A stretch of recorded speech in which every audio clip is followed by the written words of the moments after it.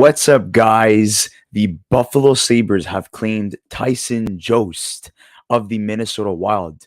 You know, Tyson Jost was selected 10th overall in the 2016 draft. There was a lot of high promise for him when he was drafted by the Colorado Avalanche. But now, seeing him being traded last season, by the Colorado Avalanche to the Minnesota Wild, and then after seeing him, not do so well with Minnesota and now being placed off waivers, obviously, this is not really a shock to many people. People thought he would have been able to rejuvenate his career in Minnesota, but unfortunately, that was not the case. Now he is a Buffalo Sabre. So, we're just going to be doing a little bit of a breakdown today in terms of, what to expect of Tyson Jost essentially, and what he's able to bring to the team, and can he finally find a fit on an NHL roster, or is this his last chance? So we're gonna be looking at his stats right now. Like I was saying before, drafted 10th overall in the first round, 2016 by Colorado. 24 years old. He's a center, shoots left. 24 years old. Looking at his stats, 112 points in 354 games, mostly playing games with the Colorado Avalanche.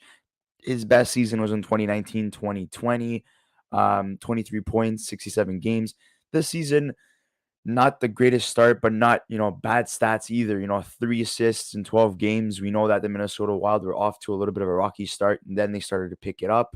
Um, in terms of, the other players on the Buffalo Sabres, looking at stats, Tage Thompson going off, Rasmus Dahlin, Alex Tuck, they all have a lot of points, but, the only guy he would be tied with in points right now is Peyton Krebs, and then everyone below that he would be above. So, where does he fit essentially in the lineup? Looking at the roster right now, the lines, obviously you don't touch that first line, you keep that intact. You have the second line as well. Um, Honestly, I do see Tyson Jost playing fourth line minutes.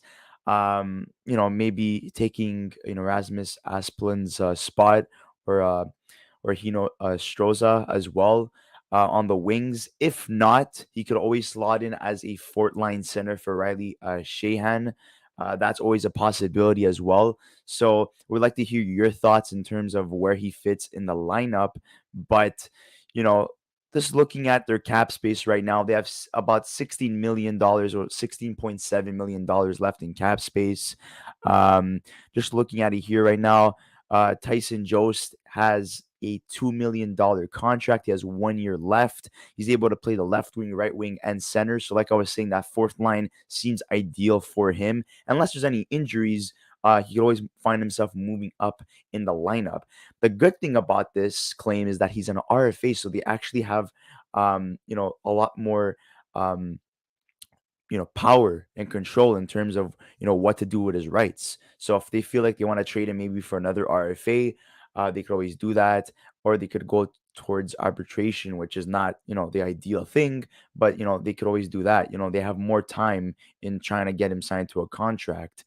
Um, in terms of Tyson Jost, like I was saying before, a guy that had so much promise, a lot of talent, but unfortunately has not been able to find the spot. Everyone thought, with Colorado having so many great players, he would have had a chance to potentially be in the top six, which people projected him to be. He didn't have a spot there, but I think the Buffalo Sabres is a good team to be on, because you have guys like Okposo, who are up there in age, who I think, and if I'm not mistaken, will be a UFA at the end of the season, which um let's see if he is. I think he's currently injured. Yeah, he's currently injured, but he is an UFA. You have Ben Bishop coming off the books. They have, his rights, but they're all on injured reserve right now, so they don't really count on the cap hit. Um, just looking at this right now, Riley Shahan as well, 30 years old. I do see Tyson Jost being the future replacement for Riley Shahan on that fourth line. Even Gergensons as well. He's a UFA too. Maybe he might be walking as well at the end of the season. They have, Dylan Cozens to resign. um, Paprika as well to resign. But the good thing about everyone they have to resign is that the three RFAs as forwards are actually guys that could have a spot long term, and the three UFAs don't really have a spot on the roster long term unless maybe they sign a low term contract. So I do see Tyson Jost potentially re-signing with the Buffalo Sabres. I do see him being Riley Sheehan's replacement long term. I do see him playing on the fourth line. Like I said, if there's any injuries, he could find himself playing um, a little bit more up in the lineup, third line, second line, first line minutes. If there's someone struggling, someone gets demoted, he get promoted. But I think the ideal spot is the fourth line for Tyson Jost. We'd like to hear your thoughts, guys. Buffalo Sabre fans, we'd like to hear your thoughts.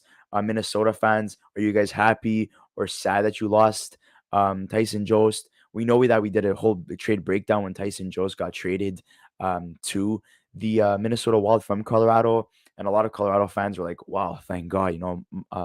Marco Stern is a lot better, and he's with San Jose now. So that whole trade breakdown, essentially, no one really won because they lost both those players for absolutely nothing. The only thing they gained was cap space. So that's our breakdown, essentially, guys. If you haven't liked our video or subscribe to our channel yet, please do not forget to do that. And we'll see you on the next episode of the Young Guns podcast. Thank you so much, guys, and have a nice day.